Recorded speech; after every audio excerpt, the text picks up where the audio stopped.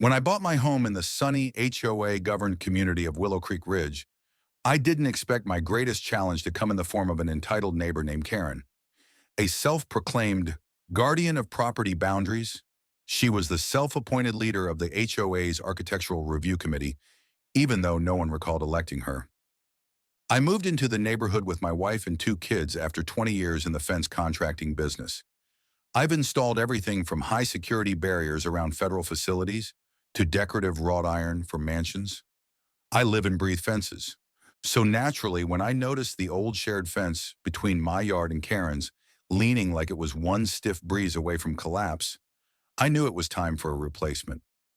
Following proper procedure, I sent a notice to the HOA and Karen about replacing the fence at my own expense.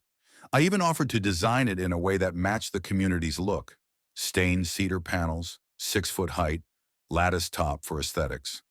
The HOA sent a brief acknowledgement and said they'd get back to me. I waited 2 weeks. No reply. In the meantime, the old fence got worse. Panels cracked, nails popped, and it was no longer safe with kids running around. So I went ahead and installed the new one. It was textbook perfection, post holes dug below frost line, concrete set posts, panels level to within a quarter inch, and every nail countersunk and sealed. 3 days later, Karen was at my door. "I don't recall approving this fence," she snapped, holding a printout of the HOA guidelines like it was scripture. "You've installed it on my side of the boundary. I'm requesting it be removed immediately or face daily fines." I raised an eyebrow. "The fence is installed exactly along the recorded property line. I used the original plat map and double-checked with a licensed surveyor." "Want to see the markers?" She refused. "I'll be notifying the HOA and calling a property inspector." I smiled calmly. "Karen, I'm a licensed fence contractor with over 2 decades of experience. I could install that fence blindfolded, but since you're concerned, I'll share my documentation."